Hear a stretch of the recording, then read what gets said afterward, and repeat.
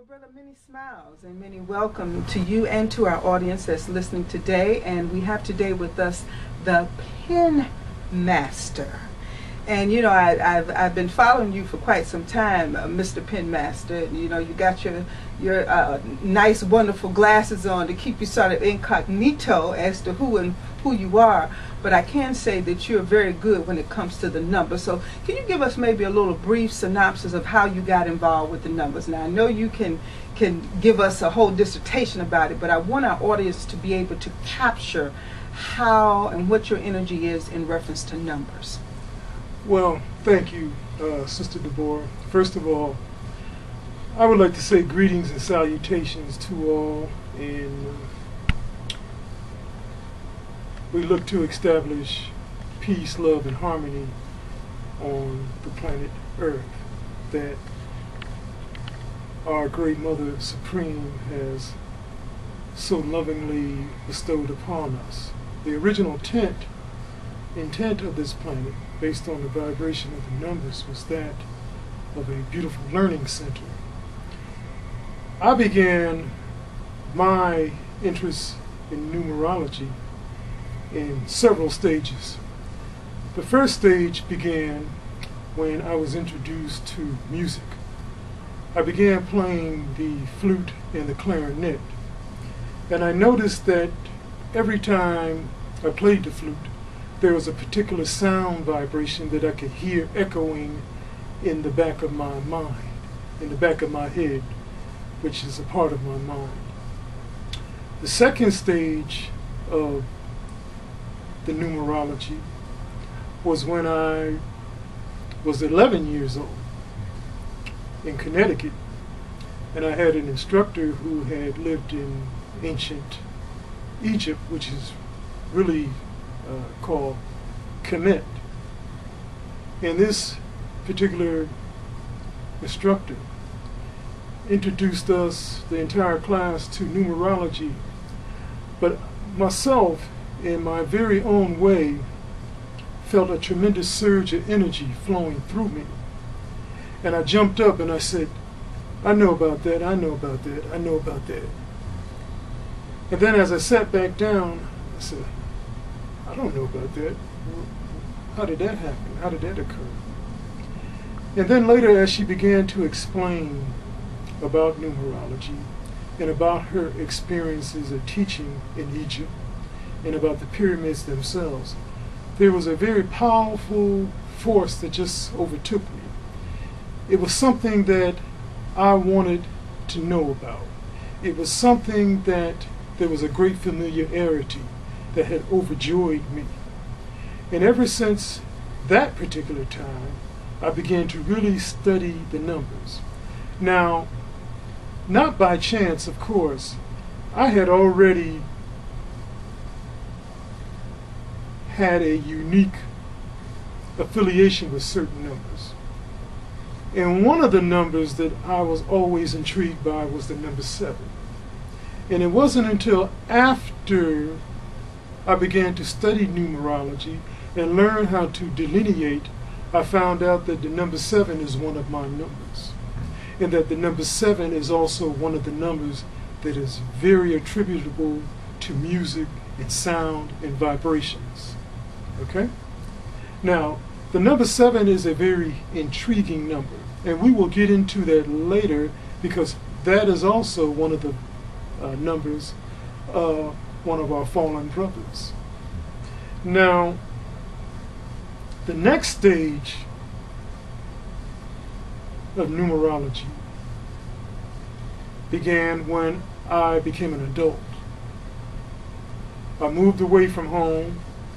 I grew up in the north. I moved south here to Atlanta, and I began to meet a few people who also had an awareness of numerology.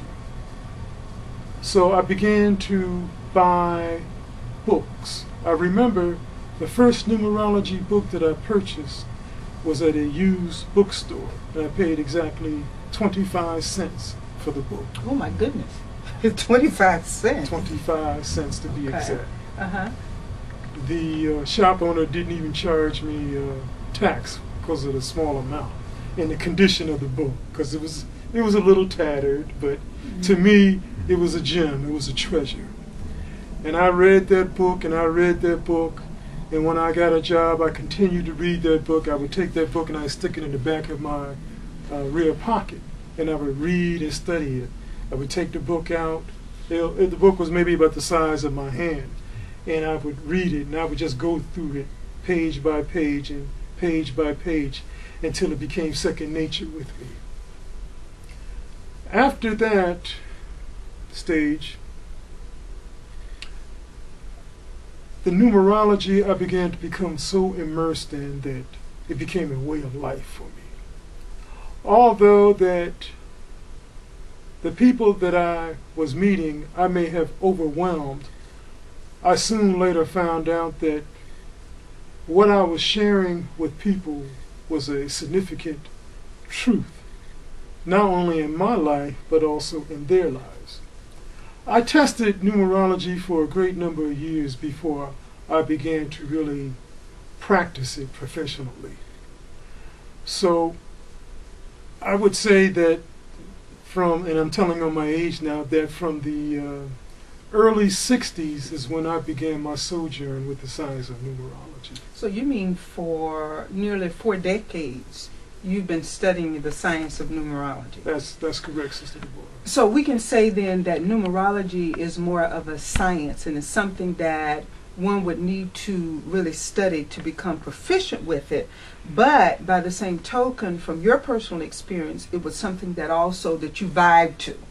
Correct. Exactly. Okay. Exactly. Okay. Well, that's a wonderful thing, and I can say that I've had some readings from you, and I've been very impressed with some of the accuracies in terms of the numerology. And I think a lot of times when we look at things that may even be on the net, or we listen to things that have to do with astrology, numerology, it's only a small tip of the iceberg that I find that a lot of people will delve into numerology. But you, from what I can see and what I've heard from other people in terms of the readings that they've gotten, you've really taken a different approach to numerology. But what I'd like for you to do at this point is to help the audience to get some type of idea how you go about calculating the numbers. For example, just like you have up here the year of 2009, and that's the year that we're in right now. So can you maybe give us some idea of how these numbers work and how you do the calculation? And I see that you've also put in some aspects of astrology with Neptune and with the sun. Exactly. Okay. I would first like to say that the system that we're about to indulge in is oftentimes misrepresented. It is oftentimes referred to as being the system of the Pythagorean system of numerology. This is incorrect. Numerology was in place well before Pythagoras. That's a known fact. There have been many, many of our past historians, such as Dr. Ben Yakinen, okay, and another particular Egyptologist historian. His name leaves me at the moment. He taught at Rutgers University. Ivan van Sertima. Okay. Ivan van Sertima Yes. was another one that brought forward a great deal of knowledge on the system of numbers and how we used it and how we brought the zero into vogue. Now, there are other systems of numerology, and I don't want to confuse the audience at this time. Some people say that one system is better than the other. I don't share that. I say, let's use them all. But the system that I'm about to share and express with you, I find to be very comprehensive. Simple, but yet very profound. Now, the year in question, as Sister Deborah has stated, is the year 2009.